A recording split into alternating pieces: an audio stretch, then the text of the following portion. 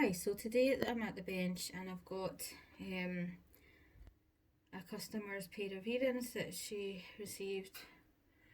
She got given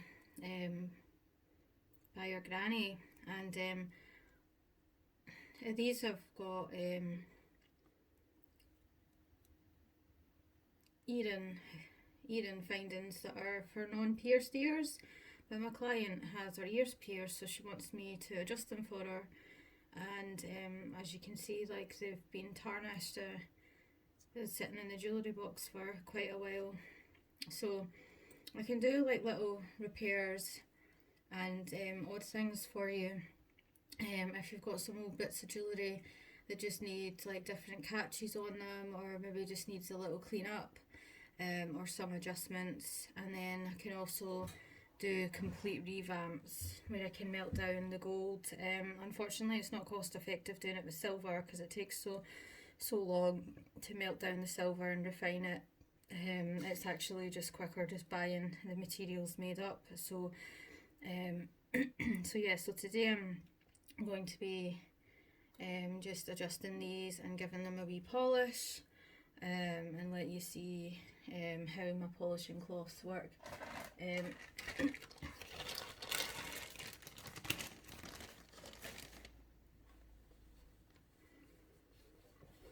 So you can get polishing cloths for silver and gold that have already got polishing compound in them. These ones are Town Talk. I really like this brand. They are quite expensive, but they last for ages. Once they're opened, if you keep them sealed in like a sealed plastic bag with like no air in it, and it keeps them a bit longer. So these are a really good polishing cloths. Because this has got a stone in it. The stone looks quite fragile and it's got some inclusions and stuff. I don't want to be putting it into an ultrasonic. I don't want the stone to be coming out. I'm basically just basically going to be changing the catch on these and just giving them a wee hand polish. But you can see straight away like how much more shiny that is. It's just taking the tarnish like right off. But yeah, so absolutely I love these. I would definitely not advise using silver dip for your jewellery if you've got like pearls and fragile stones and things like that, because the silver dip can basically ruin the stones and disintegrate them. So it's better just using just a polishing cloth like this. You can also use hot soapy water to kind of get bits out of like rings and things like that with with an old toothbrush, a very soft toothbrush head, and just be quite delicate with it if the pieces are fragile. So like straight away you can see that that's already much more polished and compared to the original one. So yeah, you just have a wee play with that. You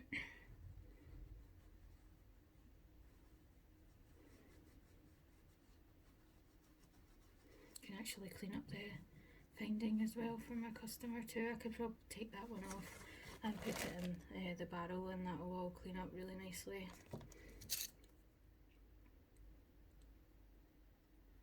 So these have got open jump rings on them. I've got two options for my client, so I'm going to give her an option of this little one with the little ball and the stud.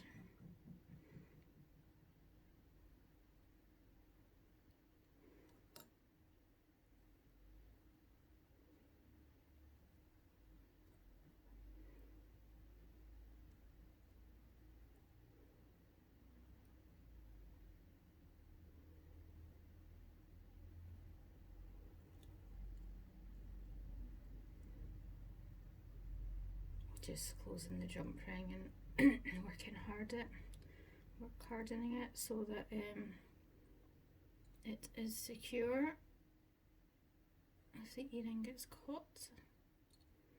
I'm not applying any heat or any solder to this because of the stone that's in the piece. I'm not going to need it with heat at all.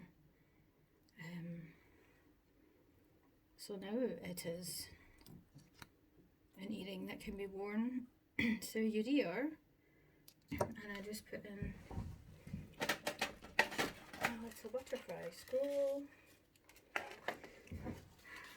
All the findings and everything I use are really precious metals. These ones are sterling silver. I also do other pieces to commission in gold and platinum as well. So depending on the material of your piece, I can hopefully get the right attachment. This one has been quite lucky that I didn't need to hand make something because there was something already made up from a supplier, and yeah, that it fits the design. So got this wee one here, which looks really nice. Or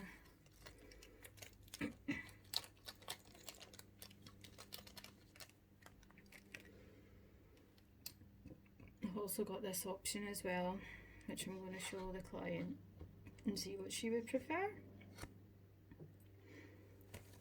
So yeah, that's just the little jewellery cleaning tips.